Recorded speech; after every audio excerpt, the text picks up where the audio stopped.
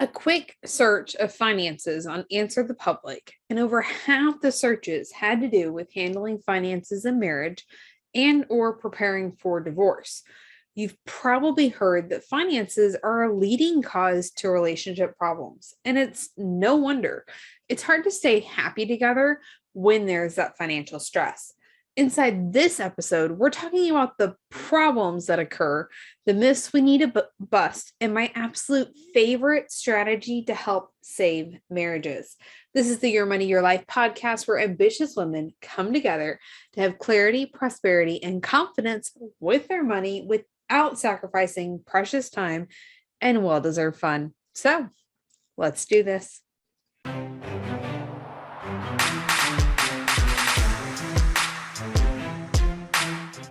Welcome back to the Your Money, Your Life podcast. I'm your host, Aimee Cerka, and today we're talking about 4 ways that you can stop your finances from ruining your relationship.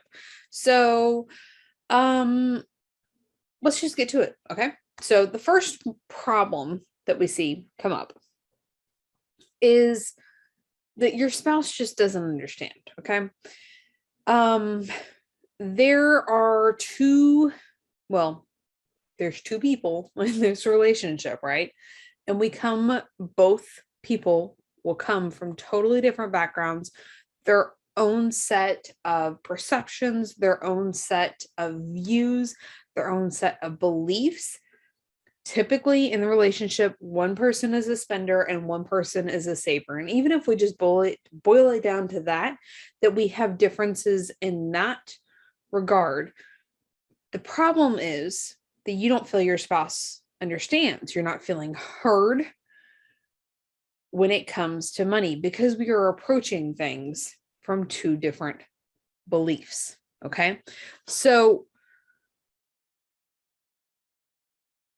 we have to understand that your spouse is showing up from the best that they can. So because we're approaching this world, this relationship with a different set of beliefs, each person believes that what they're doing is the right thing.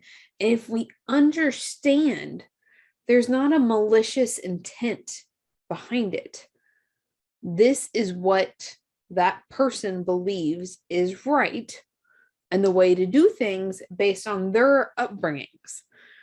When we ignore that and we don't understand how we're approaching things, we end up that we don't feel heard and then we get frustrated.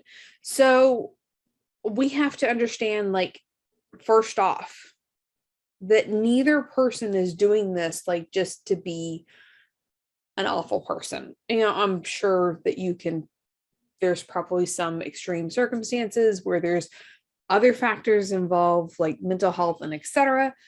But in general, that is not the intent. There's different goals, there's different priorities, there's different belief systems that are showing up. So what else do we need to know? We understand now that it's our spouse doesn't understand because they have a different viewpoint. And next week, we're going to talk about 4 questions that'll help you reframe things and be able to move forward with a healthy relationship. So make sure you're subscribed to the podcast so you can check it out next week. But the second thing that we need to be aware of, really, to stop finances from ruining our relationship is we have to stop saying we just need to make more income, because we've talked about time and time again, but we're going to do it again. There is somebody out there making $500 or $1,000 more and saying the exact same thing. We have to be able to manage things and move forward from where we're at. Yes, we're always looking to grow and we're looking to move forward. And that is something that we should be working towards. But if we're not taking care of where things are actually at, which we're going to talk about, your budget and those things, if we don't know where things are actually at, that's a problem.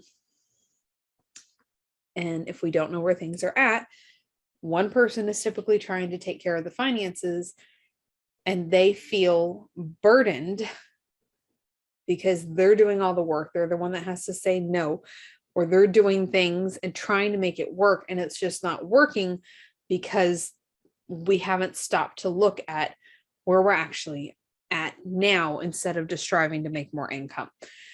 So yes, we need to work towards making more income, but we do need to know where things are at now, and we need to be able to manage the money that we have effectively now. Another problem, another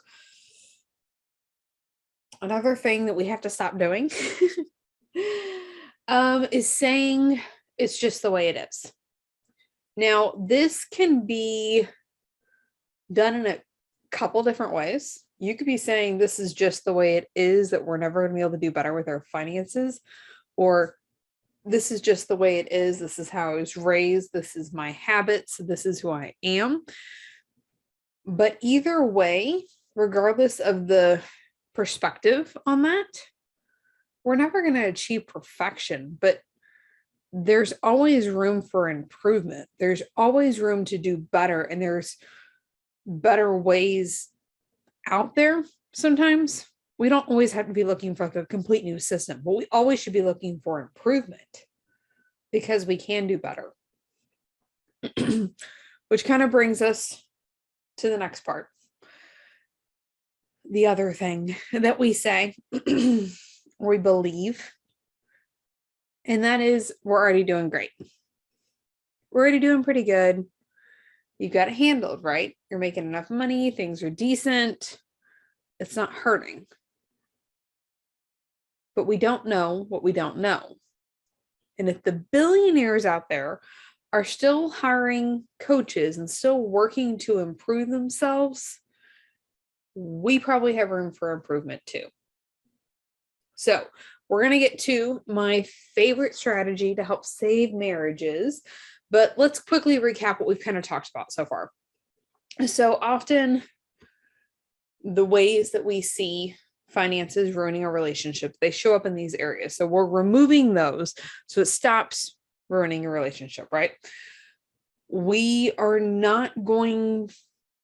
understand now that our spouse just doesn't understand because they have a different viewpoint. They have different upbringing. They have different belief systems. It's not out of malicious intent that they're, the spender in the relationship or the saver in the relationship. It's not that they don't want you to feel heard. It's they have a different perspective. We also talked about, we understand that we have to know where things are actually at. We can't just be out here saying, we just got to make more income. We just got to make more income. You have to be able to handle things where you're at now and managing the money efficiently now. We're also going to stop saying it's just the way it is, whether that means your current financial situation or your habits and the way that you show up and handle money. Either way, we're not going to do that anymore either. And then the fourth one was we'll stop saying, well, you can say you're doing great, but know that there's always room for improvement. We're going to continue to work to improve, to always be looking to achieve that next level and know that that next level even exists out there. All right, ready? Let's talk about my favorite strategy to save marriages. And it kind of handles part of the first one, part of the second one. Yeah, a little bit, both. So we've talked before that I love percentage-based budgeting. It is the best way to budget by far that I've found because it handles the inconsistent income. It scales with you as you grow, and it takes the stress out of budgeting for you. So we talk about all inside budgeting simplified, right? We talk about how to do this, okay? But within your percentage-based budgeting account, or within your percentage-based budgeting, you have an account called your play account. Okay, so a percentage of your income goes into your play account. Within the play account, you have two blow money accounts, one for you, one for your spouse. They are separate. Okay, and that is your money to do whatever the heck you want with, as long as it's legal, moral, and ethical. not promoting anything illegal here. It is equal off of income. It does not matter if one of you makes $100K a year and one of you makes $60,000 a year, or whatever the numbers are, they're income equal. Okay. Now, if you are like me and have several little hungry humans with you when you're out using your blow money account, I do get more than my spouse because my kids are with me most of the time when I'm out using the blow money. Now, if we're out as a family, that's not from my blow money account. That's from the dining out, which is another part of the play account fund. Again, we go into all of this inside Budgeting Simplified. Okay. So it's income equal, separate. Both of you get it. You can take the money out in cash. You can put it in a separate account. So it's your own little account, however you want it. How much do you get to have to spend? That's going to be determined by your budget because it's a percentage. Now, this saves marriages because, one of us is a spender, one of us is a saver. So the spender gets to go spend their blow money and the saver can save their blow money. They can do whatever the heck they want because it's their little fund to go do whatever the heck they want with, right? You get to have fun. And it's so important because we have to create that positive relationship with money. We'll have to get into that in another day. But for now, we've talked about how we're going to move forward with handling our relationship and finances so that our finances don't have to ruin our relationship, right? And then we talked about the blow money accounts. So if you were thinking like, okay, I need to figure out that budgeting thing and the blow money accounts, all of that, Budgeting Simplified is the 4-week budgeting program to help you like budget for prosperity, stress-free in 4 weeks. Okay. So Budgeting Simplified is the place to be.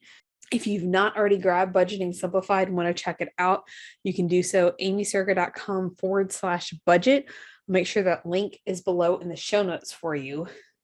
But your challenge for today, I want to hear it. Let's have some fun.